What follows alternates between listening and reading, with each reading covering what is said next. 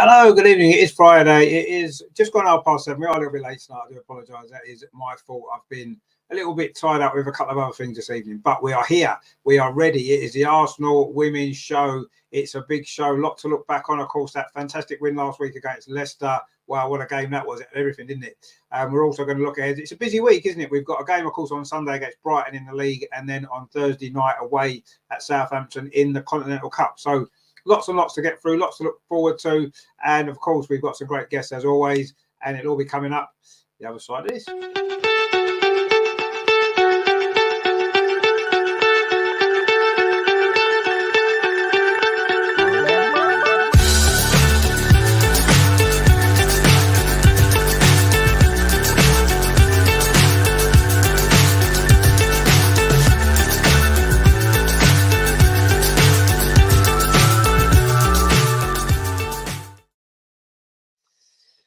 So we are here. It's Arsenal Women's Weekly. We have got, of course, Andreas with a fantastic background this week as well. Look at this, fantastic. How are you this week, my friend? Yeah, good evening, everybody. Yeah, not bad at all. I invited Biff for the show tonight, and I said she is allowed to bring a guest, and so I think this is her guest now. It's a very good guest to have as well, isn't it? Let's be honest. It's not a bad guest at all, is it? We'll accept her and her guest as guest on the show. They're both welcome, which is good. We've had some comments in already. Galadad says, "You're late." Yes, I am late. I do apologise. Terry says, "Good evening, Richard. Can't wait to hear your excuse." What is that excuse?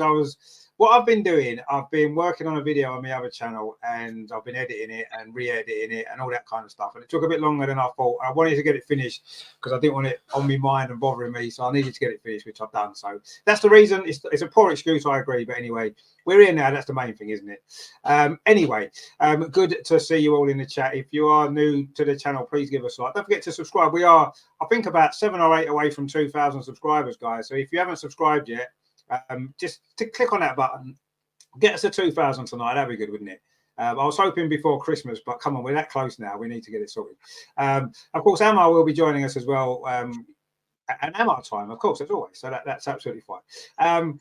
But there's only one place we can really start, isn't there? After what turned out to be an incredible game, didn't it? Last weekend at Leicester. Wow.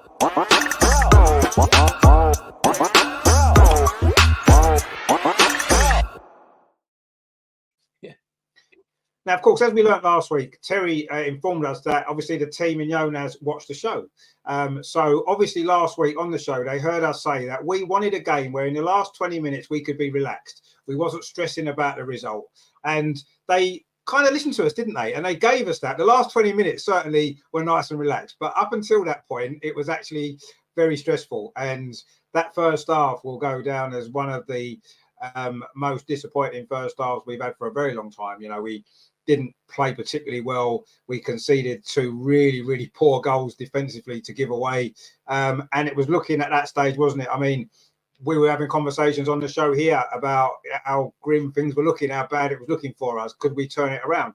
I must admit, I always felt that we had the capabilities to do it. I thought if we could get a goal back fairly early second half, we had the quality to get the goals back. And I wasn't overly concerned. I would have been if it was still 2-0 after 60 minutes or 65 minutes. I would have started to be worried. But at that particular point, I was fairly relaxed, thinking, okay, yeah, the first half wasn't great. I'm sure we'll play better. I expected some changes at half time. He didn't make them, but we didn't need to because the girls came back. And that second half, certainly there was a spell of about 20 minutes where we were just, I know Leicester helped us, a very high line they played and there were gaps everywhere and what have you. But the way that we played for a long spell in that second half was just, that's the best we've played for a long time. And do you think, Andreas, that maybe now is the turning point for this team? It's all started to click. Or do you think it was more Leicester being quite poor and giving us a lot of opportunities that we took? Yeah, I hope that this will be the initial starting point for the season now for us. But one thing I have to say, our girls are really good for giving us roller coaster of emotions. Not for the first time, but this time it was extreme. At halftime, I thought, no, really, the season is over. The title race is over. We are losing against Leicester. We are now a mid-table team, and it was the performance was not good. You couldn't say at halftime we just had bad luck, and normally we should have been 1 or 2 goals up. No. it was a bad performance, and we conceded sloppy goals, bad defending, and it was, yeah. So as hard as it sounds, it was okay. The result was okay, and Leicester deserved to be in the lead. And what happened then in the second half? I think we all don't have an explanation. I hope Jonas and the girls have an explanation for what happened, especially in this fantastic 12 minutes from 49 to 61st minute, in which we scored 4 goals. From one moment to another, everything seems to click, everything seems to work.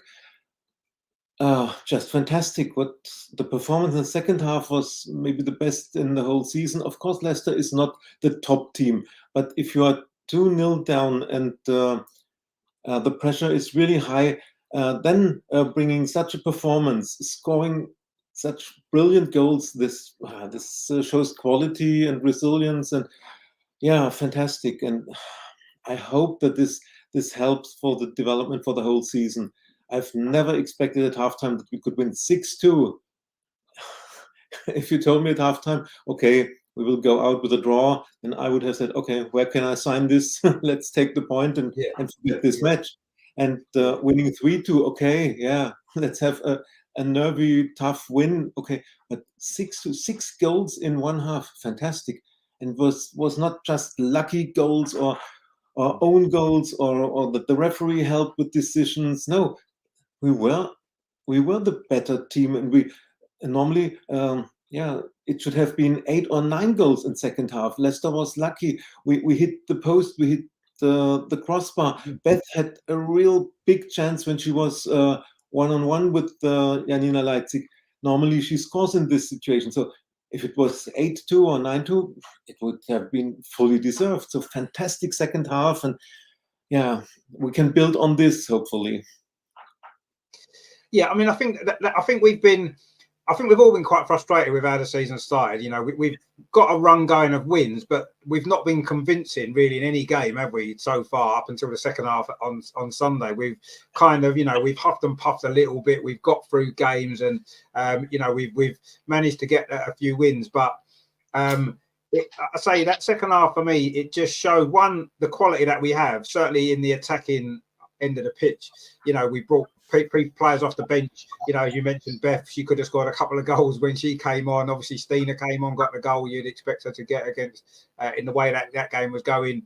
Lena came on, got a goal, and we just showed the depth that we've got and the quality that we've got in the final third. And yes, defensively I'm still concerned about the way we're defending, the way we're conceding goals, but when you've got the attacking options that we have, it almost feels like, is that really going to be a major problem? If we concede 1 or 2 goals, we've got enough potential at the other end to score 6 or 7 or 8, as you said, 9 in one game, because we have got some of the best attacking players in world football. There's no question about that. Some, not all of them, and they're not all the very best, but we've got some of the best players, some of the best attacking players that there are in our squad. And when they click as they did in that second half, I mean, it wasn't just the goals, that the fact that we got the goals back. It was the quality of some of them goals as well. I mean, Caitlin Ford's finish and the counter attack, brilliant ball from Alessia.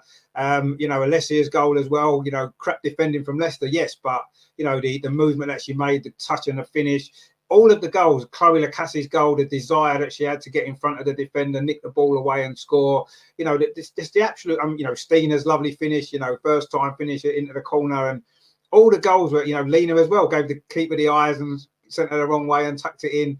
And every single goal, there was something special about it, wasn't there? I mean, Vicky's goal, the counter attack again, brilliant play from Chloe, could have scored but squared it across. It was just brilliant football. And I don't think I've seen an Arsenal team for a very, very long time play as well as that for a whole half of football, and had that many chances to score so many great goals. It was an absolute joy to watch. And it's funny, isn't it? Because if the game had been the other way round, if we'd played like that in the first half, gone 6-0 up, and then in the second half we'd played like we did in the first half, conceded 2 goals, we'd have gone away feeling disappointed. We'd have thought, oh, that wasn't great, was it? In the end, it's funny when it's the second half you play well, you go away from the game buzzing and thinking, wow. Whereas the result's still the same, isn't it? And it's better to play well in the second half, I suppose, because that's what sticks in your mind and that's what you remember about the game. But yeah, I mean, everything in that second half just clicked. Every single thing clicked. You know, the quicker we were passing the ball quicker, we were getting it forward quicker. The movement was great. Obviously, the quality in the goals, as we said, was great. It was just incredible, really, to witness that. It was, you know, everybody goes on about, you know, Chelsea being this good and this, that, and the other, right? And they're a very good team, but they don't play football like that. They don't. They score a lot of goals. They do. But they don't play football like that we did in that second half. That was just incredible. And it was, and I hope, like you said, I hope it is a sign of things to come. And it is the start of this team really showing what we can do. Because, you know, we've had obviously Champions League this week, which we wasn't involved in when we should have been. We know we should have been. And we've had to watch other teams playing in that competition that should have been our place, you know what I mean? And we've missed out. So I think that maybe there's something inside this team now that's going to want to put that right. And I think we saw that in that second half, you know. But were you surprised at half time that Jonas didn't make some changes? He kept the same team. I mean, it worked because we played a lot better. But were you surprised he didn't maybe bring Steiner on at half time or make other changes, Beth or someone like that, to come on and change things? Because he kept it the same, didn't he? Which I was quite surprised about. This was really surprising. And, yeah, I thought that at that moment at halftime, when the same team came out from the dressing room, I thought that is a mistake. Why do we have such quality on the bench when we don't react? But sometimes, yeah, a manager sees more than we fans do, or he felt that there will be a reaction from the team. I don't know. Yeah, fortunately, he didn't make a change. He gave them the chance to do it better, and they did. Fantastic. And I think, of course, it helps when you're 2-0 down, you score an early goal and get one back. This helps. That, you know, there is still time, enough time for the equalizer. So, yeah, but the way we created the chances, the way we were playing, this was totally different. And this is something really astonishing and surprising. And if you see the third goal, it was Caitlin, I think, who made the 3-2 for us. This was just fantastic. It was classy combination, and then the way she scored with this self-confidence, not just only trying to shoot the ball low. No, this was a difficult goal, but it worked, and it shows her quality and her self-confidence. And this goal changed everything. Then I think with being 3-2 up, the whole team knew now we're going to win. It was not the question, will we win? Will we get a draw? We are going to win now, and let's score more goals. This was the feeling you get from the whole team after we had the third goal. Fantastic, the combinations, and yeah, you can't say who was the best. It's just every player showed their quality. I think Chloe Lacasse had a great match, and yeah, the work rate from Alessia once again, and great that she scored. Stina coming in, scoring again, and I was happy for Lina Hurtig that she scored a WSL goal finally. I think this will help her too. She's a lot better than last season. She seems to be more involved in the match, integrated in the team, and yeah, great that she scored too. And it's just fantastic. And and for Jonas, the best that could happen. You make a decision at halftime. You say, okay, I don't make any changes. I trust this 11 players, and it works. So it couldn't have been better for him, and yeah, for everything, for the whole team, for the connection between manager and players, that this worked in the second half. But please don't let us have such a first half again. I don't need this disappointment once again. No, absolutely. I mean, the first half was very, very tough to watch. It was, you know, half time. We all felt down. I know we did. But yeah, I mean, I was expecting at least one substitution at half time, at least one. I was expecting it because it hadn't worked in the first half. The team hadn't gelled. It hadn't clicked. No one seemed to be on the same wavelength as each other. We were all over the place. Our passing was poor. Our intensity was poor. We missed a big chance with Vicky, put it wide when she should have scored. And, everything went wrong in that first half. And I was amazed when the team came out for that second half. But after the game, when I listened to his interview, Jonas, and he said about he sensed at half time that they were going to put it right, that those players were going to put it right. And he gave them the chance to put it right. And they did. Within 10 minutes, we were 3-2 up. And it's like, he must have sensed that in the dressing room. And to me, that's good management, because other managers may well have panicked at half time and thought, I'm going to have to do something, made 2 or 3 changes or a couple of changes. And then, it may well have been the same result in the end, or it may not have been. But what he didn't do was he read the team in that dressing room, whatever he said to them, and he kind of read the way that they were feeling. And he believed that they could turn it around, and he believed in them. And I think that's a positive. Looking back on it now, it's a real positive sign. At the time, I was, what hair I've got left, I was pulling it out, thinking, why have you not brought Stina on? Why have you not made these changes at half time? But he did it the right way around in the end. They had the chance to redeem themselves. They did redeem themselves with some fantastic goals. And then the subs came on later and all made a big impact as well. So it's kind of happy days for everybody, wasn't it? And again, it just shows the strength in depth. Wayne's in the chat there, my friend. He said, I didn't see it happening at the time because this season Leicester had only lost games by a 1-goal margin. Yeah, exactly. Yeah. So I thought a draw was our best result. But easy they did in the second. What they did in the second half was phenomenal. Yeah, it was, exactly. Yeah, none of us could see that coming, could we? Absolutely not. You're absolutely right. Gunnar Dan says there, Man City to beat Man U this Sunday to get that gap from second would be nice. Yeah, I mean, what I think is going to happen this season, I think everybody's going to drop points. All the top teams are going to drop points. So not only the top teams, but also some teams lower down the league. We saw on Sunday how close we could have been to dropping points against Leicester. It's going to happen. Man City only beaten 1-0. So, it goes to show, doesn't it, that the league now is so much more competitive. Donegan says, I got it wrong as well. Apologies. It seems Kim Little will be back this week. Yeah, I know in the chat last week, Dan had said he thought Kim was out for a long time. I didn't really know what was going on with it, but it's good news if she's going to be fit for this week. That'd be great, or next week would be fantastic. That's that be what we want to see, isn't it? Terry says, Andrea says you have Mido and Viv around your house for dinner tonight. Ask them, do they do it to entertain us and to get the late one fall into Jonas, the Arsenal God's trap, indeed. We can ask them that, yeah. Gunnar Dan says, entertain almost had a heart attack. Yeah, I mean, we all nearly had a heart attack in that first half, didn't we? Dan says, Vivian Meadmar, Kim Little, Leah Walty, and Leia Cordina missed the game. Jem Beattie, yeah, and obviously Leah Williamson as well missed the game. She's still injured. So, Laura Wainwright, all these players we've got out, and we still produce a performance like that. And we still have that depth on the bench that we had.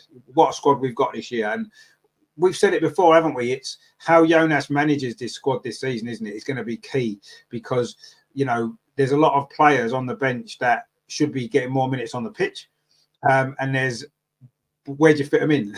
He's got to make those decisions, hasn't he? And when we've got everybody fit, when Leah's back, when the players that we just mentioned there, obviously Kim Little, maybe he's going to be back soon. Leah Balti won't be out for long. Obviously Viv's back. She just needs a few minutes here and there.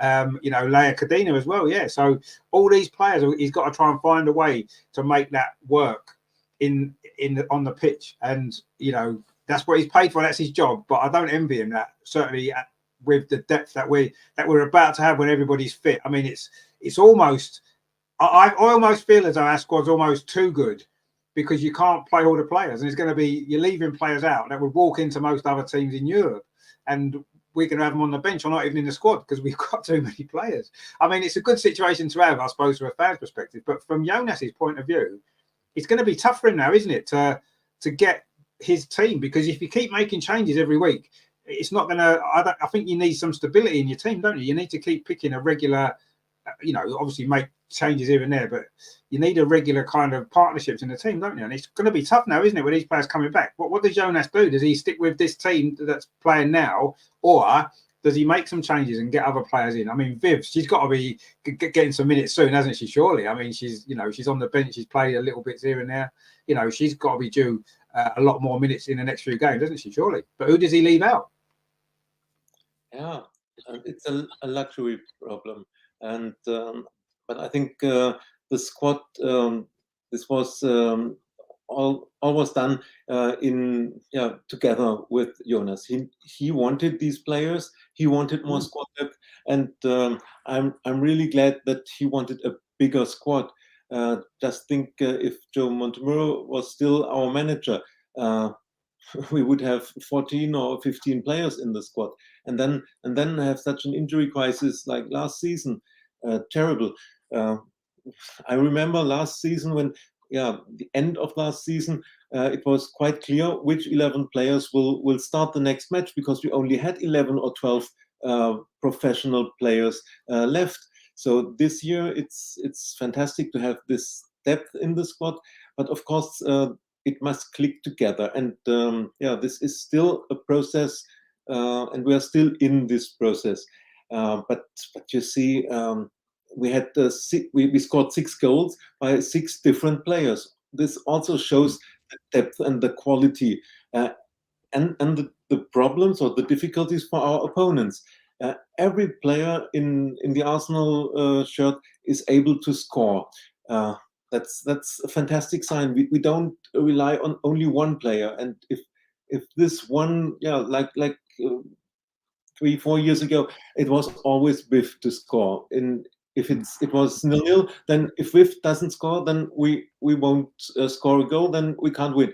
Now this year, it's Alessia, it's Chloe, Caitlin, Beth, Vicky, Frida.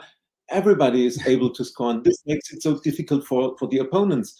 And it's fantastic to have this choice. And of course, you need a regular starting 11, but we have the Continental Cup, and in January we also have the FA Cup. Of course, it's difficult because all the players want to start in the WSL, and everybody knows if I'm a regular starter in the Conti Cup, maybe I'm not first choice. But this is one thing that's good that we are not in Champions League, because everybody would want to start in Champions League. And if I'm not a regular starter in the 6 Champions League group stage matches, then I'm not first choice. This would have been more difficult. And so, it's difficult for the manager, but it's a luxury problem to have players like Beth or Viv coming from the bench. And now we had Kim and Leah out with hopefully smaller injuries. But 1 year ago we said without Leah and Kim, it's a totally different team, and we can't expect the team to win. Or it's heart and soul that we're missing. And now we bring in Kyra, we bring in Vicky, and everything works. Although that's just fantastic, and I'm really happy about the big squad. We need every player during the season. If we really want to be competitive in all 3 competitions we are in, then we need every player. Yeah, absolutely we do. And I mean, we've got a squad that was put together for the Champions League, I think. And obviously, and we didn't make it. So we've got now a squad that, as I said, I think the squad's maybe almost too strong for the competitions that we've got left to play for. If we was in the Champions League, it'd be ideal, because you can rotate, you can do what you need to do. But yes, it's maybe going to be slightly harder. But at the end of the day, it's a good situation to have, I guess, from our perspective, because what it means is we've got a lot more chance of winning a lot more games because of the quality players that we've got in the team on the bench. So it's looking good. But I feel a bit sorry for Jonas to have to make those decisions. But like you said, he picked these players. He wanted this squad, so he's got to manage it now. That's his job, isn't it? He's got to get the best out of the squad. So far, he's maybe struggled to get the right blend, the right balance throughout the team. I thought I wanted to mention Kyra Cooney-Cross, because I thought she was brilliant, wasn't she, against Leicester? Even in the first half, when we wasn't playing particularly well, she didn't do anything wrong, did she? She was getting the ball, she was passing it, she was trying to win tackles in there, and she was doing what she had to do. Of course, in the second half, when there was a little bit more space opened up, you could really see her quality. And there's been people on the show that have been put comments in saying they wanted to see Kyra in the team and playing because of how good she can be. And I think she showed, didn't she, in that game, that you know, we don't need to worry now, do we? If Leah Walt's injured, if Kim Little's injured, we used to panic and think, what do we do? We've got no one else. But now we've got Kyra can come in. Vicky as well played in that deeper position, obviously, because Leah and Kim both were missing on Sunday. And I mean, both of them were brilliant. But I thought Kyra, for her first start in the WSL, what a game she had. She was brilliant, wasn't she? Yeah, and 21 years young, such a talent. And yeah, she did on Sunday what she did at the World Cup for Australia. She was one of the best Australian players, and yeah, one of those young players that attracted attention from every big team in Europe. So I'm really happy that we have signed her and that we didn't wait until the January window. I don't know whether we would have got her. It's great to have her, and that we could give her time to settle now.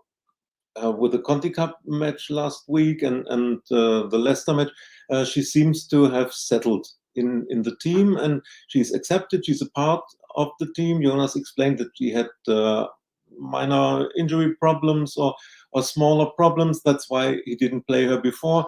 So this performance, just fantastic. And once again, she's 21. So she has all the future in front of her, and still so good at the ball, with such a good eye for the other players. Her passes, the way she keeps the ball, and then she makes the right decisions. It's just fantastic to have such a player in our squad.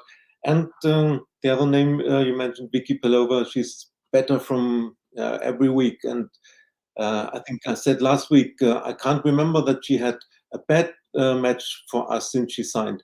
And it's getting better and better. She shows she played on the wings. She can play central. She can play the offensive part in midfield. She can drop deeper.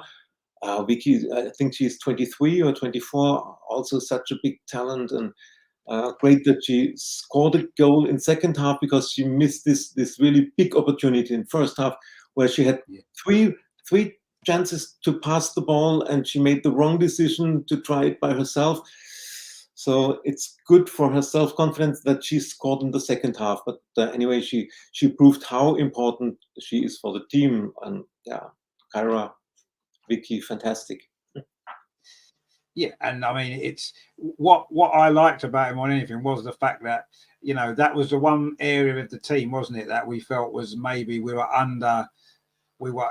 didn't have enough players for that area of the team in midfield. And now with those two coming in and doing such a great job, like you said, yeah, Vicky's been great since she's joined us. You're right, I agree. She's not had a bad game, and now it looks as though Kyra's coming in and she's hit the ground running, and she looks like she's going to be a hell of a talent as well. So yeah, I mean, it's all positive, isn't it? You know, we've had a bit of we've had a few moans, haven't we, last few weeks? You know, although we've been winning games, we've been a little bit frustrated with how the team's been playing, and you know, things that haven't been working, and we've been struggling a little bit to get the results. And suddenly this week it all feels a lot more like it should do, really. You know, we're kind of happy, and we're excited now about where this season can go. And you know, as fans, that's what you want, don't you? You want to be able to think that the team got a chance of winning some big trophies. And looking at this squad, looking at the way it all gelled on Sunday evening at the end, then yeah, I'm feeling really optimistic that we can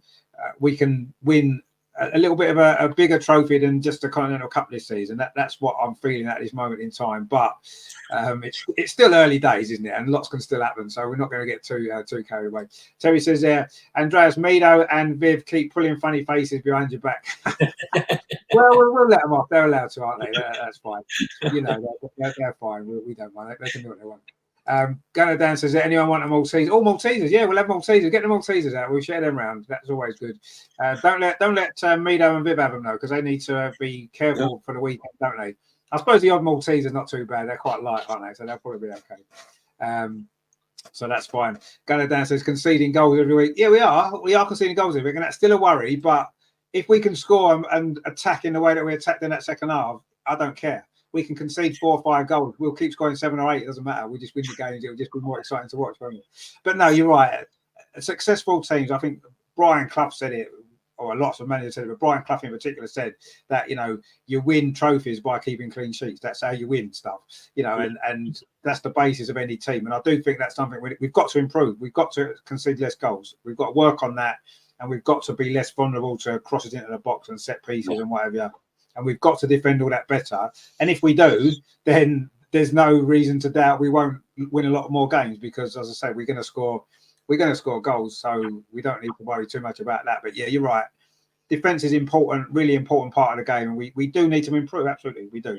And I was disappointed in that first half. The goals that there were 2 terrible goals to concede. Let's be honest, they were.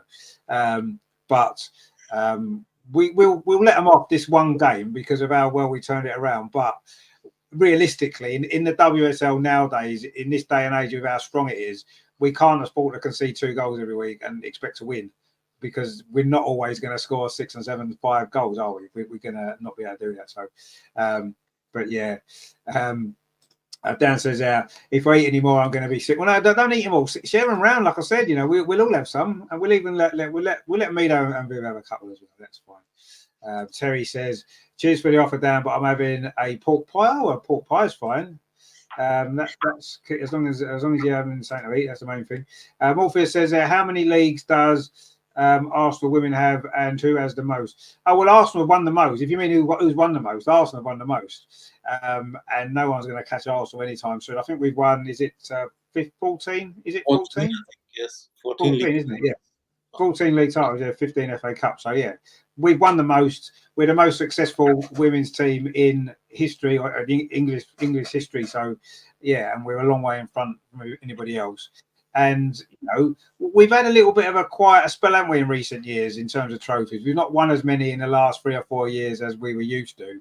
And it's been a little bit more difficult, harder to come by. But I'm sure that we're on the way back now, aren't we? Looking at the squad that we've got and stuff like that. And obviously we won a trophy last year. So let's hope that's the start of it. Terry says, conceding goals, it's called Gooner Girls exciting as well. It is, but maybe don't go 2-0 down too often, just because it's not really a good idea, is it? But yeah, Morgan says we need a UEFA Champions League. Well, we've got one. We're the only English team to win one. But I agree, I'd like another one. Absolutely. You know, we were close last season, but I would like another one. But we've got to get in it next, haven't we? Next season, we've got to be in the Champions League. And then with the squad that we've got, no doubt we'll add players as well, players back. Fitness next year, we can have a real go at it, can't we? And let's hope. But let's get this season. Let's enjoy this season first, because there's a lot to enjoy, I'm sure. And talking of lots to enjoy, we have got Hey, he's looking like a cowboy. Finally, I knew it was going to be half an hour late, but there you go. Yeah. No, that's fine. You know, Terry was just on about you there. He said, "Look," he said, "Yeah, I knew he was. I knew. I always." In the back of my mind, I'm saying, "What's Terry going to say today? What's Terry going to say today?" But anyway. But I mean, the good thing is you was early last week, so it makes up for it, doesn't it? So there you go. Well, yeah, I know. I did too many. I forgot there was an England game going on tonight against Malta, and that's why the trains were so packed. Of course, yeah, there is against England playing Malta. See, I'm not really bothered about that. So no. I think they won against Brazil in 2 weeks' time. Is it Brazil? Sorry, the Dutch again for the women. That's going to be a good game. Oh, that'd be good. Yeah, I'm looking forward to the Lionesses games. Yeah, I'm not really into the England men's team anymore much. Morpheus says, who's been our best player so far? Oh, that's quite an interesting question. Who's been our best player so far? That's tough, but I'm going to say Vicky. It's so tough. Okay. So tough. It is tough. It is tough. I'd actually put it's tough, but no, maybe not just Vicky, but I'd probably say Steph has been so consistent for us. And possibly Katie is up there as well. But I mean, you could pick any of them. Yeah, I mean, it's quite tough, isn't it? Because as we saw on Sunday, we had 6 different goal scorers, and the team. It's more of a team effort, it seems to be, rather than 1 or 2 individuals standing out. That's what it seems to be. I mean, yeah, you're right. There's been 4 or 5 players that are playing really well. Obviously, yeah, Katie McKay's been brilliant. Steph Catley. I mean, Andreas, who would you say has been our best player so far? It's tough, isn't it, to pick one? Yeah, it's tough to say. Maybe it's Steph Catley because she was consistent in all her performances, and you can rely on her. She's doing her job always the same this season. And Yeah, I mean, Vicky had some highlights, but she was not in all matches in starting 11. So yeah, Katie is not a right back. She's better on the left side. So she had her weak moments on the right side. So therefore, if I had to decide for the best player so far, I would say it's Steph because of her consistent performances. Assists, goals, everything.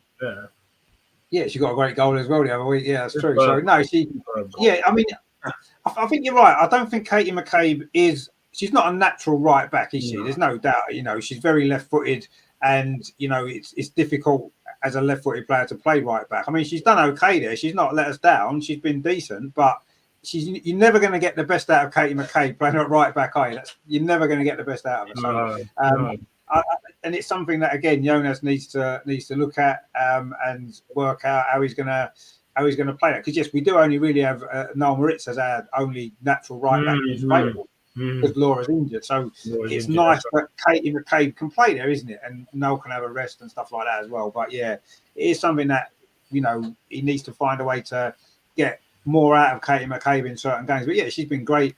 Not the only one. Wayne says McCabe so far I'm going with been very clutch recently, but Catley and Stina need to mention too. Yeah, I mean Steph Catley, obviously we've all mentioned Steph. She's like the absolute image of consistency, isn't she? She never goes below a 7 out of 10. You could say she rarely goes above an 8, but she's always there every single game.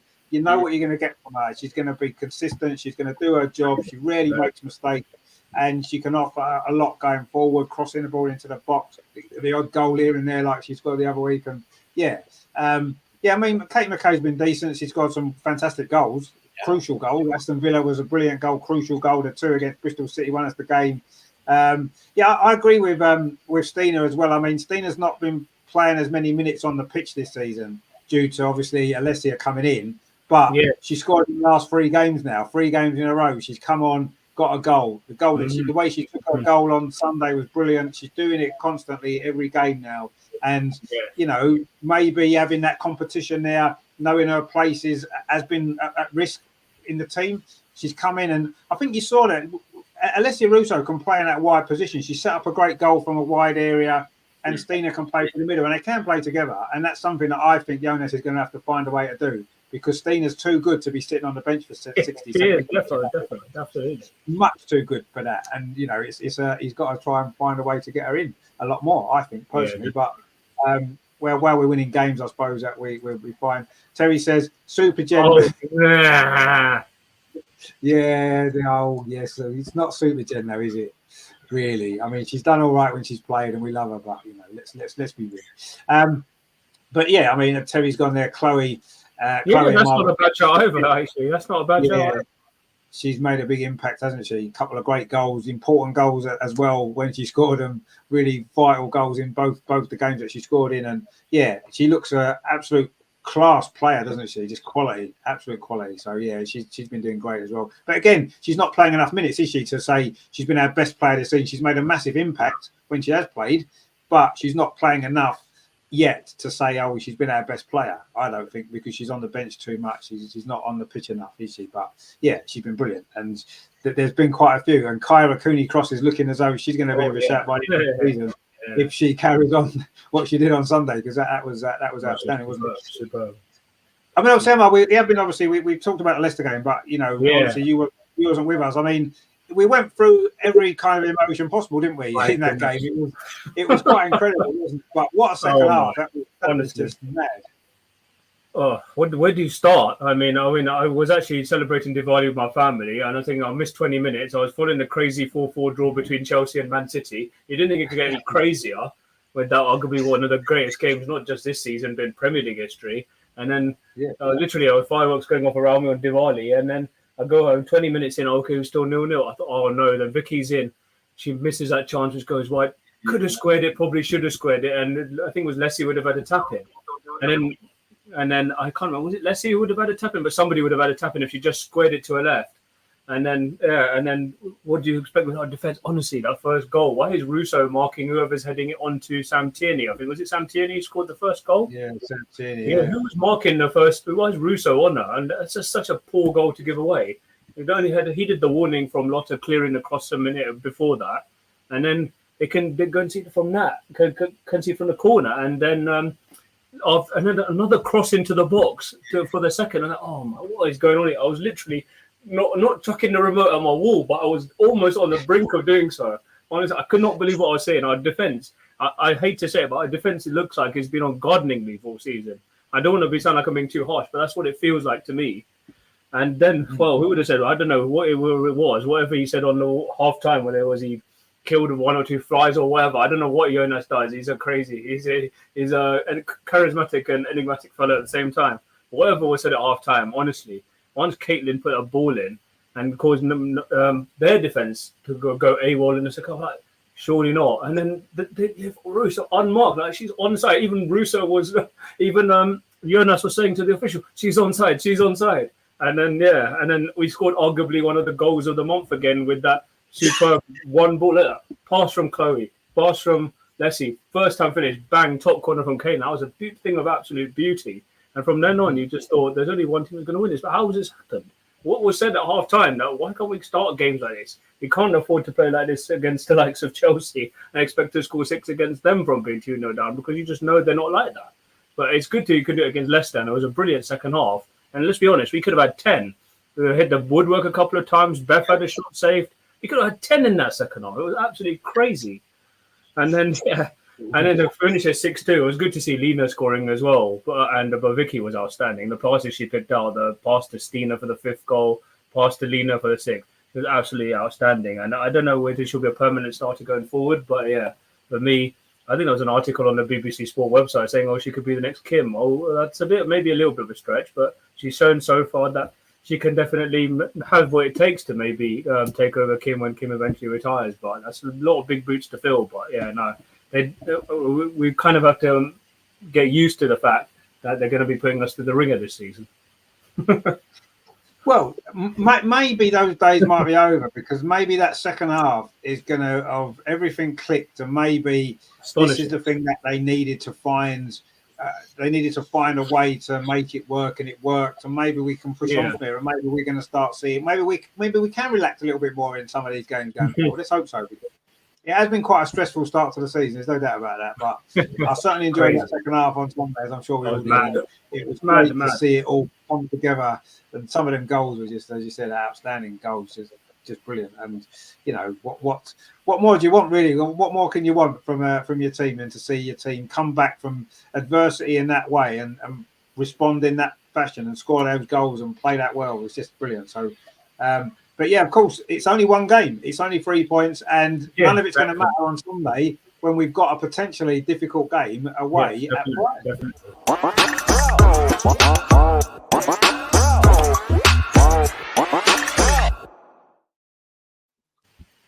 Now, of course, Brighton beat Man City last week away, didn't they? And they were a bit fortunate maybe to win that game. Man City missed 50 chances and could have scored another goal. But ultimately, they did what they had to do. They kept themselves in the game, scored a late goal and won. So, that's a warning to us not to take them lightly, certainly. And I'm sure we won't, because, we can't afford to take anybody lightly in this league. But, coming off the back of that Leicester game, and, we've had a full week off this week as well, no midweek games, and we've had a lot of time to prepare. It seems as though, as we've mentioned already, that there could be 1 or 2 injured players back in contention as well, which makes it even better. A bigger squad, more options, even more options. And it is a game, again, we should start favourites. No disrespect to Brighton. They're a decent team. They're capable of good results, as we've seen. But, we've got a decent record there over recent years. We tend to do well there. Stina does well there. She scored 4 goals, I think, in the last 2 seasons away at Brighton. So yeah, that's right. I'll her, but we'll see. I mean, Andres, what are you kind of looking forward to about this game? Obviously, I don't suppose we can expect as many goals as last week, can we? I suppose probably not. It's another difficult task, and don't underestimate Brighton. They already got 7 points, like Leicester has, and. yeah, they won 1-0 away at Man City, so they kept a clean sheet against the top team, and of course, the match City versus Brighton was, if it would have ended 6-1 for City, okay. When you see how much chances they had, how much they dominated Brighton, but this must be a warning for us. Brighton only needs one chance to score, and they can keep a clean sheet. We can't. For me, this will be the task. Exactly, that's a good point. The first time this season, yeah. But yeah, if we have to criticize one thing from the Leicester match, it's how we conceded these goals with bad defending, and especially the second goal was just a typical Manuel Zinsberger goal. She was fixed on the line. There was it was the second header was in the 6 yards box. She was standing on the line and watching. This is I often said she's standing and watching what happens in the 6 yard. Oh, another goal. Oh, but she oh God, yeah. And this happens too often. And of course, it's a task for the whole team.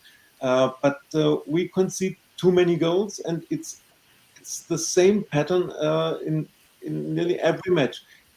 Corners, crosses, we defend very bad, and we concede. So I don't think we'll have a clean sheet again as long as our defense is not settled. But the other hand, it's good that we have this warning from last week, and that we saw how dangerous Brighton can be. So I'm sure the team will be concentrated, and everybody knows, every player knows that we will not get away every week with a 2-0 down, and then let's pick it in the second half. No problem. I think they know that this was an exceptional performance, and we have to be concentrated from the very beginning. I hope that we will be able to have a clean sheet. I don't think so, but this would be a big aim for me. And normally we should be able to score 2 or 3 goals or more, because we have the quality in midfield, in the attacking line. But the danger is City has this quality too, and they could have scored a lot of goals, and they didn't. So it will be a tough match, but fortunately it's not Sunday night. It's Sunday afternoon. Everything, and when we look at the table, for the first time, the league table looks better. So let's hope it looks as good after the match. Much better. It's the Manchester derby on the weekend, so this could help us. And maybe if everything goes as it should, we will say after Sunday, it's 2 teams competing for the title, and we are one of them. Well, that's what we want, and it's possible. It is possible that we could be top of the league should Chelsea lose, and they may do. Who knows? It's one of them. It's one of them difficult situations. But all we can do is just keep winning our games now. We had that bad start. It's gone now. It's in the past. We're winning, and we just need to keep doing that as long as we can. Just keep winning, and I think Brighton is going to be, a difficult game. Of course it is. It's away from home. They're on the back of a great result as well, and they kept a clean sheet, which we haven't managed to do. So it's something that we need to. We know that's the part of the team we need to put right, and I'm sure we will. Dan's in the chat. He's gone 4-1 Arsenal. Well, I mean, it's good that we all. Terry says, "Here we go." Blah. Now you're saying 1-5.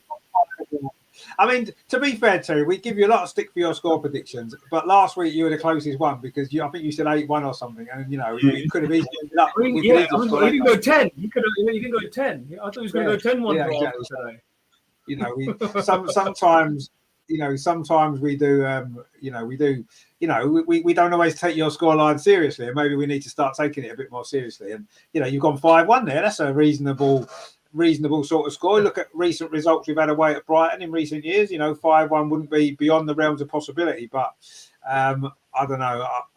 As I say every week, I'll be quite happy to take a 1-0 and get the job done and get the 3 points and move. Oh, you didn't give a score prediction, Andreas? What's your score prediction? I just looked at the recent result from Brighton. They already played Chelsea, Man United, and Man City, and so 7 points is a very good result for them. And they managed to score 2 goals against Chelsea and 2 against Man United. Very good. This should be warning enough. But of course, I'm optimistic this week, and I say we'll win 3-1. I'm not so optimistic to say 3-0, but I think we should be able to score 3 goals, and this should be enough. So let's say 3-1 for us. Well, that'll be 3-1. It'll be absolutely fine, wouldn't it? Terry says there, the only danger this Sunday is how much Jonas and the Dream Girls want to thrash Brighton by. Well, I mean, we want to get the job done. We want to win the game first, don't we? That's what we want to do. We want to win the game first, and then anything over and above that. It's like last week when we got it to 3-2. I think we all knew we'd won that game at that point because there's no way Leicester were coming back. And after that, we can then relax and we can then play some great football, score some more goals. And let's get the job done against Brighton first. Not from 2-0 down, hopefully. Let's get ourselves in front and let's get the game won. And then maybe towards the end, we can push on and get a few more goals and make it look a bit more comfortable. We've got there, Ikander says, Brighton is a good team this season. The girls should be up for this task. I think, I'm sure we're going to be massive favourites to win the game, aren't we? Let's be honest. It's Arsenal playing Brighton. Of course, we should win. But the league has changed in recent years, hasn't it? We've seen how much the smaller teams, if you like, have improved. As Andreas just said there, I didn't realise I wasn't paying too much attention to their results. But, they scored 2 against Chelsea, right? And I didn't realise they scored 2 against Man United as well. So they've got goals in them. And they can do it against a big team. So, we need to be wary of them. But, if we bring our A game to the game on Sunday, we should win. But let's see. I mean, Amar, what are you expecting them from Brighton? Because I think they're going to be a difficult team for us, aren't they? It's not going to be easy. It's not going to. Terry's gone 5-1, and it may well end up 5-1. But it's not going to be an easy game, is it? We're going to have to work hard to get the win. I think a lot of credit has to go down as well to their board as well. If you think they've really, I mean, since after sacking Powell, the Jens Schoy experiment didn't really work towards the back of last season. But I think it was a very tactically shrewd appointment in appointing Mel Phillips. And you can see the style of football they want to play. They want to become more difficult to beat. They'll not be this team that was pushovers and was struggling to avoid relegation and get beat 8-0 like they were in times last season. So a lot of credit has to go down to them. They've certainly looked to scoring a few goals. Elizabeth Turland is arguably their biggest threat. She's scoring a few goals this season, we've seen.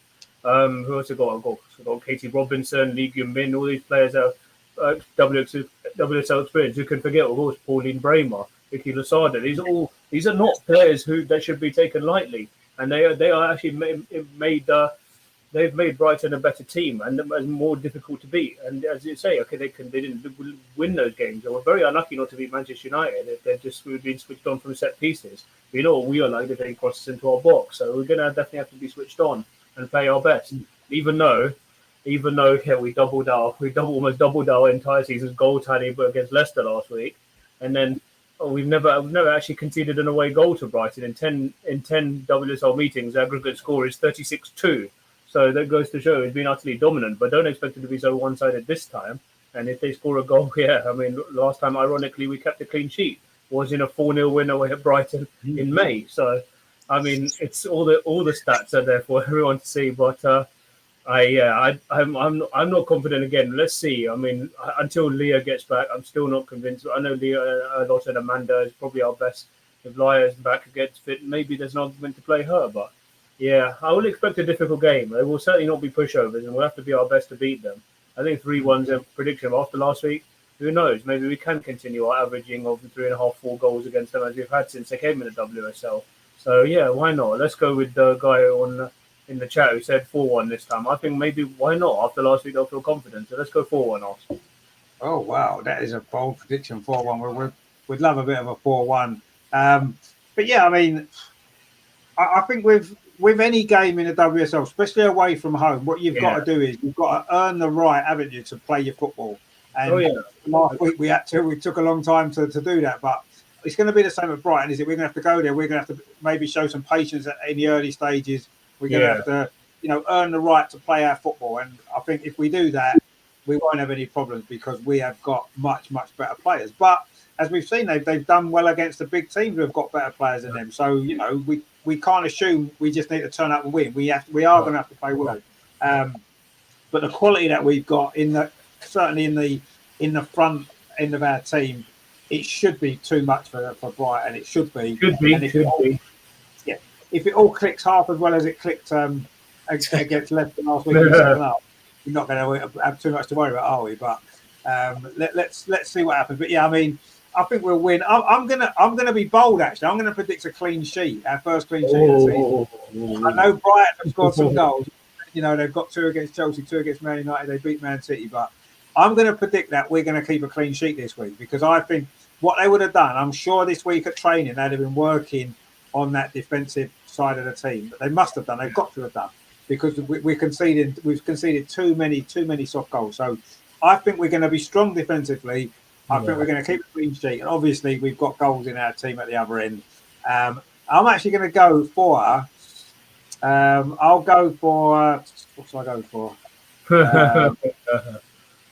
I'm going to go 4-0.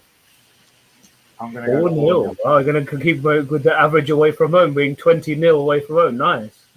But I do think that it's not going to be an easy 4-0. I think we're going to have to work hard to get ourselves in the game, play our football, and then I think our quality will shine through. Terry says go for 5. I'm not going to go for 5. Greg gone 3-0. Yeah, I mean 3-0, 4-0. I just think at the minute the confidence that we'll get from last week, I think we'll roll over into this game, and I think in the end we'll win fairly comfortably. But we're going to have to work for it. Obviously, we are, and I'm sure we will. And I'm looking forward to the game because, especially when the international break's on for the men, it's kind of no Premier League football. It's kind of a bit boring. So you look forward to the women's games even more, don't you? You look forward to them even more because there's nothing else going on. So you think, yes, we've got a game Sunday we can look forward to. It'll be great. Ikando says there, reach a clean sheet. That's what it is.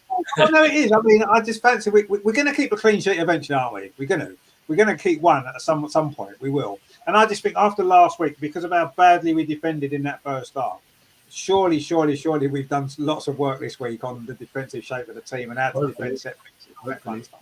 So we'll get to see the rewards of that on Sunday. We'll have a clean sheet. We'll get a few goals and it'll be happy days and we'll love it. So, but yeah, it seems quite bold with the way the season's gone, but it's going to happen sooner or later, isn't it?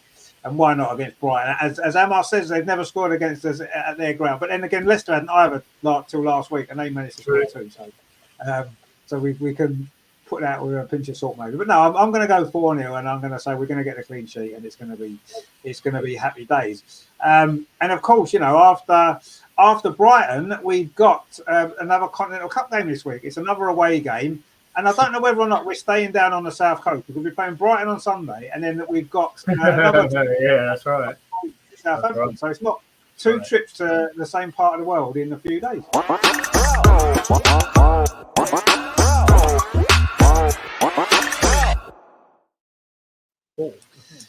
So yeah, Southampton obviously they're a decent Championship team. They're doing quite well. So again, though, for me, this is an opportunity, isn't it, to rotate that squad. We did rotate in the last game when we played Bristol City, and we played well in that game in spells. We had a little shaky spell but got the win. And I think this one away from home, yes, it won't be easy, but I think this is another opportunity, isn't it, to rotate that squad and give players more game time that they've made, like Stina again, for example, starting the game, maybe Beth, maybe Viv, get them game time. I mean, you think that's not going to happen, Andreas? Do you think he's going to make quite a lot of changes to the sort of WSL team and, maybe give Viv a start, maybe? I think this is too early. She got a knock or something in the warm-up at Leicester, so she was not available. And I don't know whether she's available this weekend. I don't think she will get a start, but hopefully she will be able to come in the second half and get some minutes. I think Beth could get a start against Southampton, and of course Jonas will rotate because it's there's a gap between the Championship and the WSL. So normally we should have an easy win, and I think this is a match where even I expect us to keep a clean sheet against Southampton. But we will rotate, but nevertheless we have to win because we must finish first in the group, and the Spurs match will decide a lot. So we can't accept to lose any points. But it will be a chance for maybe Catherine Kuhl will get another start in this match. Yeah. She did very good against Bristol. One more big talent we have in our squad. We forgot her when we discussed our strong midfield. She was very good against Bristol. She seems to be more settled in the team, and as I said last week, she seems to be physically stronger than last season. Maybe Chloe could start. Maybe Lena Hurtig will get a start again against Southampton. It's a chance to rotate, and we have enough quality. Even if we rotate on 6 or 7 positions, we have enough quality to beat Southampton. And I think our prediction. It will be 3-0 because we will score early in the first half, and then we will make more changes, and it's just enough to win. And the girls will have the next match. I think after the Southampton match, it's international break or West Ham. No, we have West Ham at home then.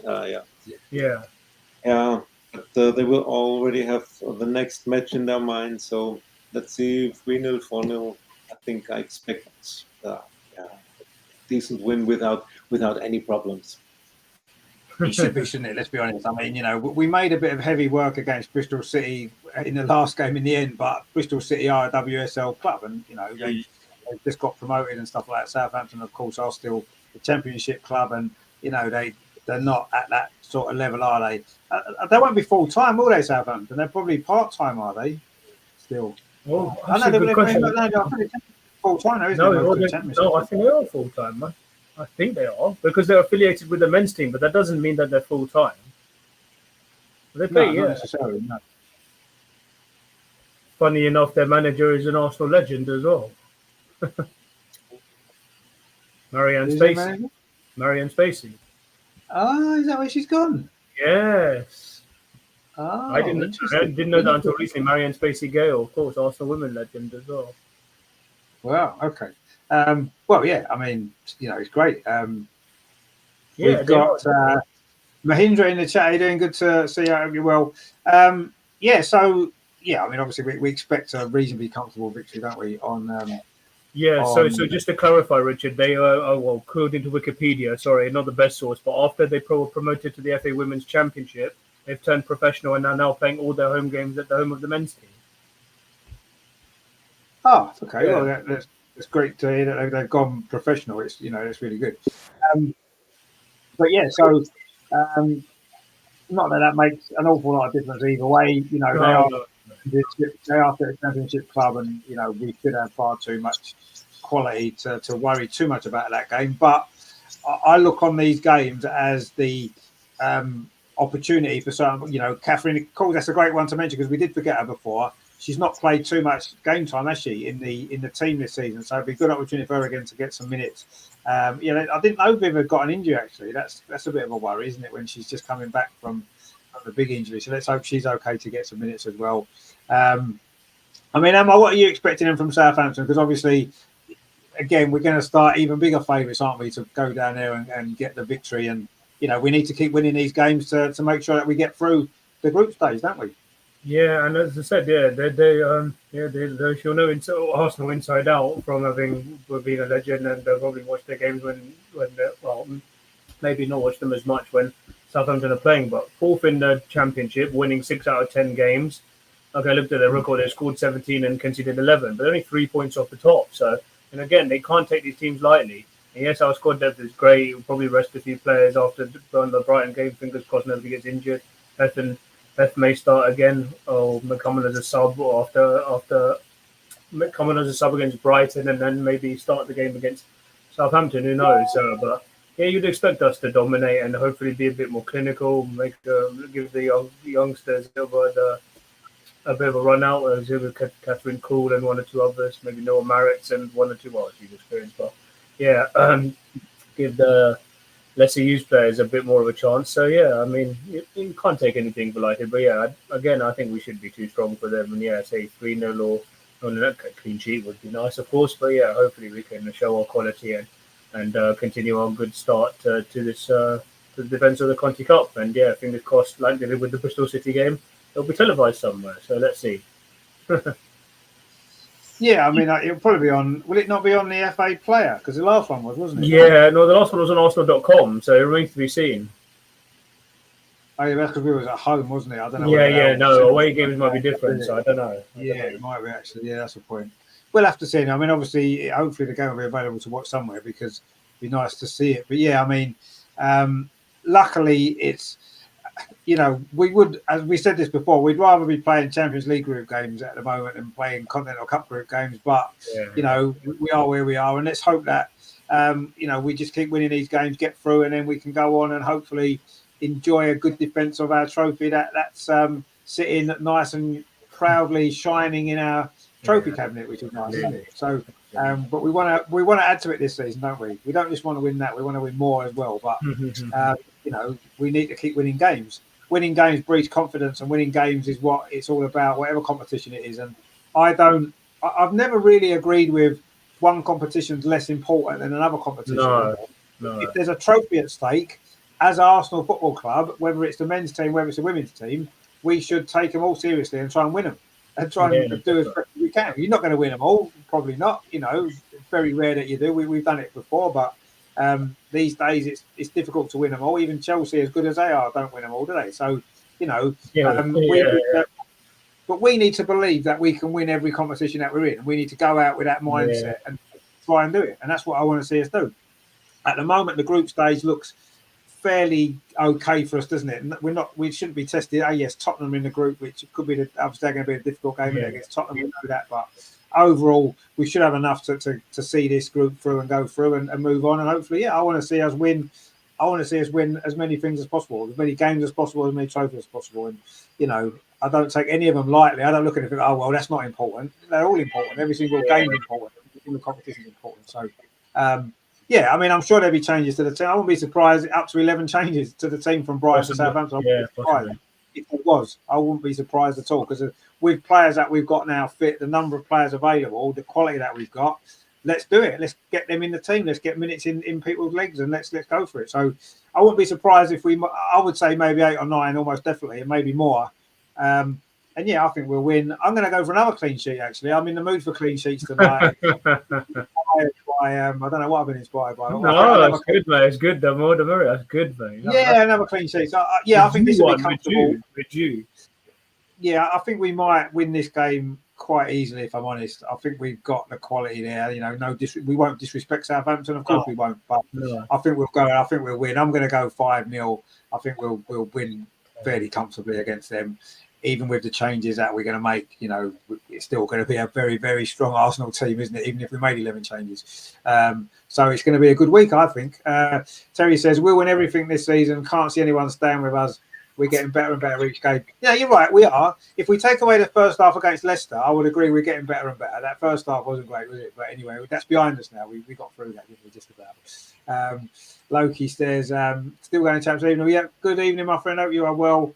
Ganadan's got 3-0 against Southampton. I'm going to say 3-0, yes. Yeah, I think it'll be comfortable. Yeah, we're not too concerned with Southampton, are we? You know, fair play to them. You know, I'm sure they'll give it a go. It's a big game for them. One of the highlights, you know, their players playing against Arsenal will be brilliant for them, won't it? I'm sure they'll enjoy it. But we should have far too much quality and win that game very easily. So yeah, I'm looking forward to a good week for Arsenal. 2 clean sheets, 2 good wins. in 2 different competitions. Lots of different goal scorers, lots of different players getting minutes in the team as well. So it's going to be a good week. I'm looking forward to it, and hopefully it will go the way we're expecting, and we'll be sitting here next Friday looking back on 2 great wins. And who knows, we could be top of the league as well if Chelsea drop points, which would be nice. They're due to drop some points, aren't they, sooner or later? So Liverpool, we never know. Let's see. Now Emma's kind of been confirmed as the American coach. Before it wasn't confirmed. Now it's been confirmed. We'll have to see what effect that has on the team, because it may well have a negative. They'll be even more inspired to send her out on a high, man. Yeah, they may be. They may do. We don't. It's difficult to know exactly how they're going to respond. So we'll see. Gunnar Dad says, we will fill Southampton's ground up. That's right. We will. We've got the best away support in the country, haven't we? So we have the best support in the country, honestly. We're going to take a lot of fans down to Southampton, aren't we? So it's going to be good, as we will at Brighton as well on Sunday. So yeah, it's all good stuff. But no, we're looking forward to that, aren't we? And it's going to be good. So now, of course, we are moving on to the final part of the show, the highlight of the week. The thing where I've got my pad and my paper ready, because it is time for this.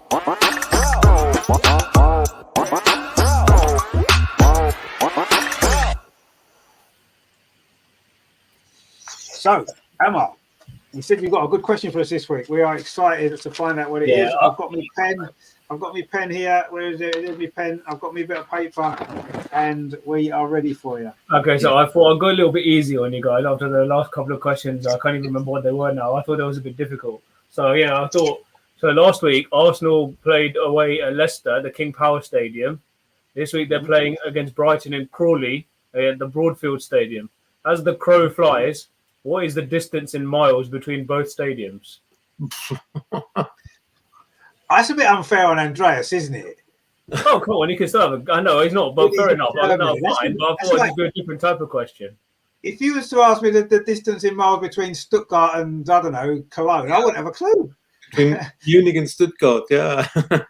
Okay, well, we still have a guess, but I mean, that's the thought that I thought because it's the 2 away games, and I thought it's just a different type. No, I mean, it's a good question. I just think it's a little bit unfair on Andreas to know geography enough for the mile. I mean, he's probably travelled enough, actually, to probably know. I mean, Leicester to London is probably what? It's probably less than 100 miles. It's about 90 miles, maybe. Okay, well, if you want, I'll give him a yeah. I mean, it's about. The time distance from it's about, let's say, from Leicester to Brighton, it's about 3 hours. So that'll be about there, and then London to Brighton. London to Brighton's about what's that? Okay, what's the shortest distance in miles from both grounds? So what's the distance as the crow flies? Oh, as the crow flies, not on the roads. Well, local got 143.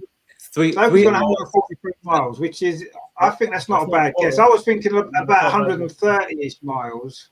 You're thinking 130, yeah. Round about that, I was thinking, yeah. Or 150 at least. He said 3 hours, so it must approximately be 3 hours. Approximately. Yeah. Must be at least. Dan's got 170. He's got even more. Wow. Okay. Well, he's going 170. I'm just thinking of it. I think London to Leicester's about 90 miles, and then London to Brighton's about, I don't know, 40 miles, isn't it? Something like that. So that would be 130 miles in total. But that would be on the road going around the M25 and whatever from around the M25 down. Actually, the quickest route is 2.5 hours, not 3. Sorry, 2.5. 2.5. 2.5. That's driving at the speed limit, though, isn't it? You probably do it in an hour and a half if you put your foot. That's if you don't stop. Yeah, that's if you don't stop. Yeah, you go a bit faster. That's the car you use. And what car exactly? Yeah, what car you've got? Yeah, you've got a German car, you'll be fine. You'll do it in 20 minutes. One of them big German cars, they like BMWs, whatever they are, Audis and stuff like that. As long as it's not one of them old Trabants. His German car. Yeah. Oh, no. I think they stopped making Trabants ages ago, didn't they? Yeah. I'll stick with the 150 miles. You think 150 miles? Okay, fair enough. What about you, Richard? Do you think 130? Is that your final answer? I'm going 130, yeah. Okay, well, you weren't far off, but in fact, Loki was the closest. The actual answer is 144 miles. 144. 144. Wow. So well done, Andres. You're only 6 miles out. So Well, Loki said Yeah, 143. he said Wow, what a 143. great guess that 1 was, mile by the out. way. 1 mile out. That isn't, There I you think he took a shortcut round a little side street. That's where it was. He found a shortcut. I wouldn't ask any more miles questions. I know maybe you haven't travelled as much, but I thought because you've been to the UK a few times, you might have heard. You've never been to Leicester? No. Never been to Leicester, Andy? Oh, okay, fair enough. Been there. I wouldn't recommend it. No, still, you weren't far off. 150 was a good guess. You're only about 6 miles out, so there you go. Yeah. Greg went 137. Yeah, Loki had a second guess of 127. You see, you should have stuck with your first guess, Loki, because your first guess was really good. 144, yeah. So it's 144 miles between both stadiums. Wow, okay, that's cool. Terry says Stuttgart to Cologne ground is 182 miles. I don't know How if does he that's know true. that? Is that true? Stuttgart to Cologne? Do we know? What? Stuttgart to Cologne. Let's have a look. Yeah, 182 miles. Terry's gone. He sounded quite confident with that. It's not 182 miles. God, where did he get that from? That's like, my goodness me. That's how long's that? Is it closer than that then, Stuttgart? I don't even know. I'm not great. Cologne's in the east, isn't it? Cologne's in the east, isn't it? No, it's in the west. Oh, sorry, west. Sorry, I'm thinking of West and Stuttgart is south. Sorry, I was thinking of Leipzig and places like that. No. Yeah. Stuttgart to Cologne. Well, if you want to, Terry said he just looked it up. Well, there you go. He must be right then if he's looked it up. He's looked it up. Stuttgart to Cologne. Stuttgart to Cologne is 230 miles. But I think he was meaning stadium to stadium. I think he means stadium to stadium. Oh, yeah, but still, yeah. I don't know. Anyway, 144 miles. So you went far out, but well done, Andres. You're only 6 out. So well done. No, that was a good guess, actually. Loki says, my house to Highbury is 95.4 miles. Is it really? Well, there you go. 95.4, that's precise. That is precise, isn't it? Have you measured it with one of them measuring wheels? Is that what you've done? You've walked 95.4 miles running wheels just to get the distance. I live 12 miles from the Emirates, so I'm not far. 12 miles, wow. That's 11 miles. 11 and a bit, 11 miles. Wow. Okay. Less than a half marathon. 35 minutes. How many miles do you live, Andreas, from the Emirates, do you think? Shall we have a look? Yeah, let's have a look. Yeah, Andreas to the Emirates. How many miles is that? That's got to be a few Emirates hundred, Stadium to... So we just say Stuttgart. You're in the city of Stuttgart? No, it's about 50 kilometers away from Stuttgart. What's the name of the town? Pforzheim. P-F-O-R-Z. Sorry. Start again. P-F-O-R-Z.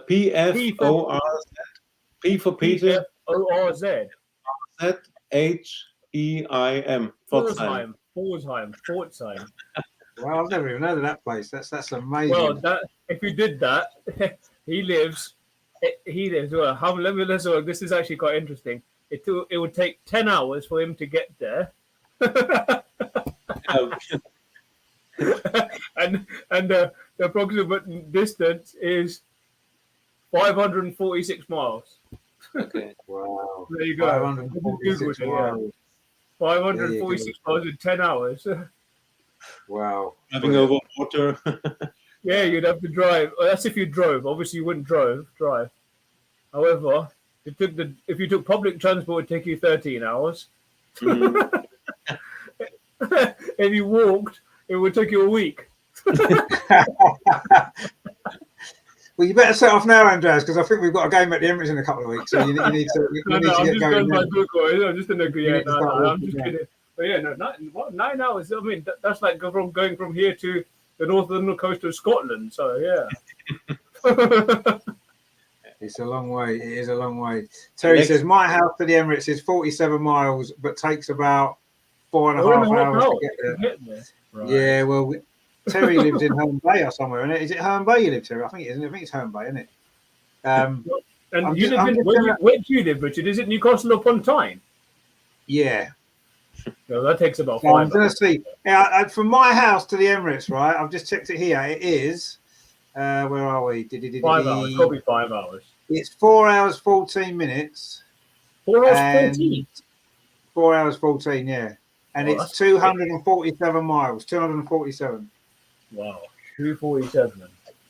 Gunnar Dan says 285 miles from my house to the Emirates. Well, whereabouts do you live then? That's even further than me. I'm 247 miles away. I thought I was far away. Terry says on the Dockerham Bay. Yeah, the Dockerham Bay. Yeah, that's Kent. That's not that bad. That's Kent, man. Yeah, but it's right. And very nice, see it. You've got to come all the way in and go all the way up and round. Yeah, it probably will take hours actually from there. Come to Stanmore. Well, we'll go together. Come to Stanmore. We'll go. Come to Stanmore. It's a lovely town. Yeah, well, no, Stanmore is nice. Yeah. Oh, look at this. Gunnar Dan lives in Cornwall, Newquay. Wow, what a place to live as well, by the way. That is actually further away from London than Newcastle is. Yeah, that's crazy. Newquay will be. Well, yeah, it will be. Yeah, absolutely. That's Cornwall's isn't it? Cornwall's literally like the end of the earth, isn't it? It's a lovely place, though, Cornwall. It's absolutely beautiful. What a place to live. What an absolutely brilliant place to live, especially in the summer. I mean, it must be busy, obviously, with tourists and whatnot. But what a place to live. Absolutely fantastic. So anyway, he says, £12.50. Yeah, of course, you're £12.50 charge. Depends what car you've got, Terry, doesn't it? If you've got an electric car, you'll be fine. Get an electric car, you'll be laughing. £12.50. Said, when you could drive and park, took me 80 minutes. Well, yeah, we used to be able to park. I mean, years ago, when I used to live in Essex, it used to take me about 25 minutes to drive to Highbury from my house. And I used to park right near the ground as well. And then basically they started clamping cars right, left and centre. Made it a nightmare. In the end, I used to get the train because it was easier in the end. You're right, clamping cars and all that. But for Andreas, rather than make him travel the 9 hours, we'll go. Because he's royalty, we'll give him a private jet, so it wouldn't even take him that long. A private jet, yeah, that would be fine. That I'm sure we can chip in. If everyone chipped in on the channel, we can get Andreas a private jet to the next game. And actually get a helicopter to land right on the pitch at the Emirates just before the game. That would be good. Rolling out the red carpet. Yeah. Helicopter on the pitch. That's what you want. But I think a true story. Many years ago, I went to Emirates Stadium for the first time. This must have been in like the 06-07 season.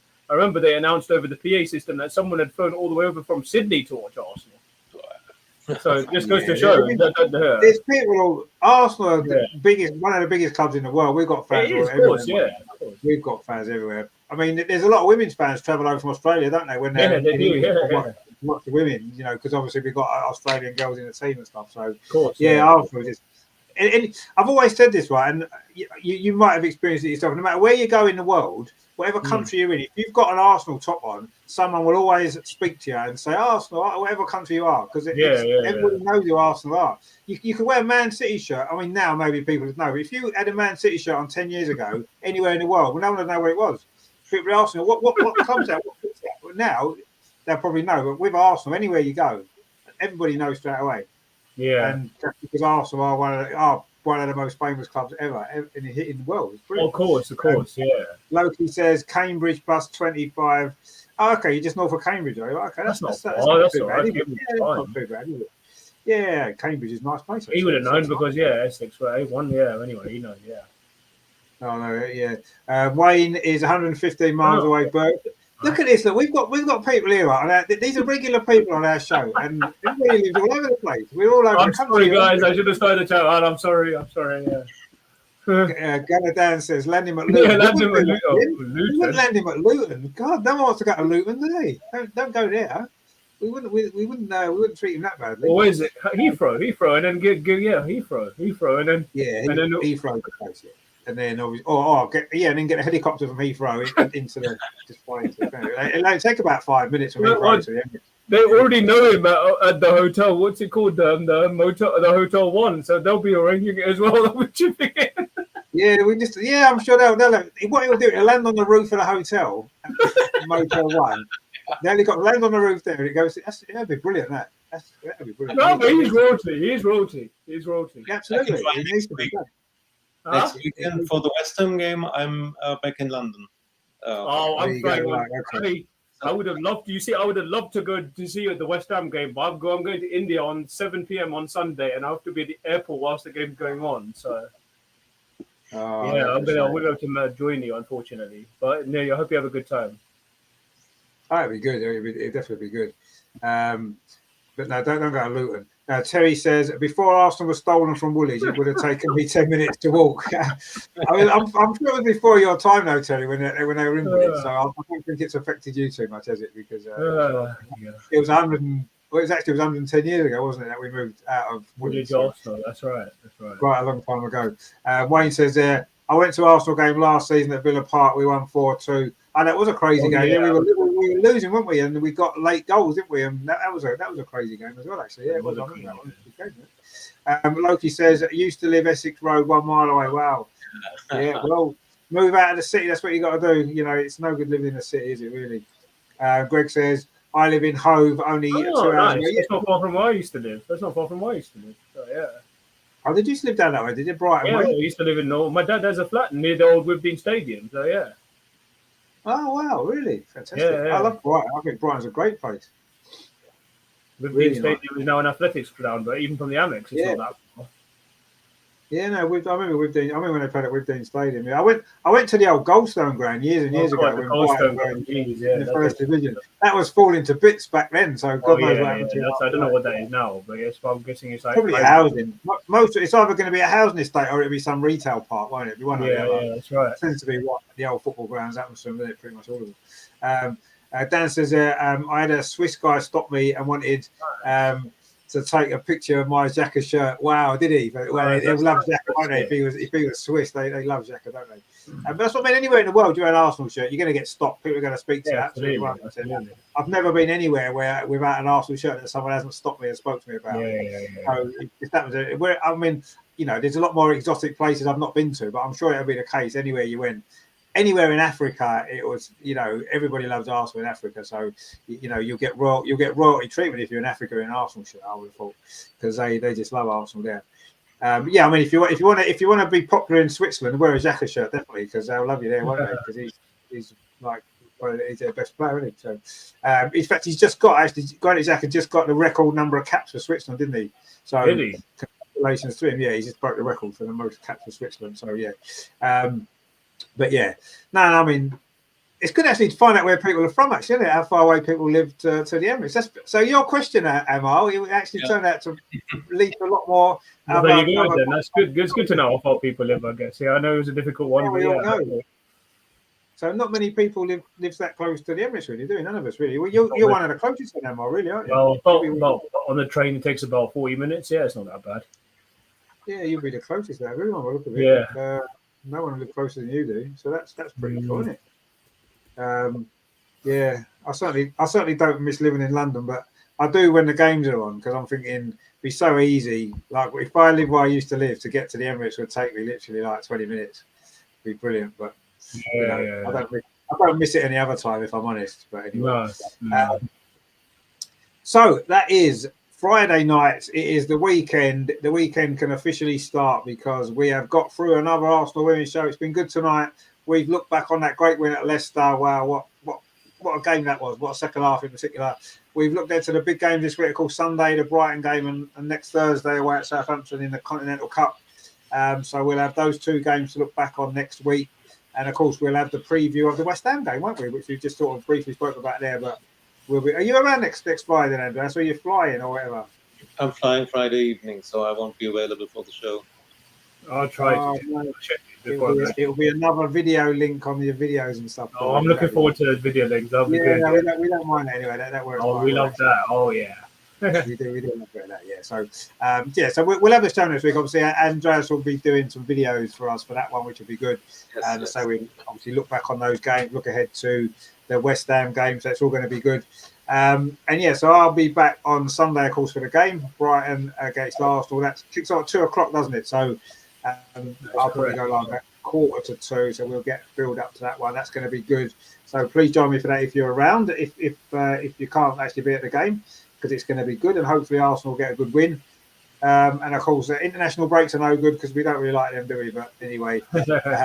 At least we've got a good game on Sunday to enjoy. That's the main thing, isn't it? So it's not all lost anymore. Yeah, you see lots of people on social media saying, "Oh, I hate international breaks. There's no football on." Well, go and watch the women on Sunday because why not?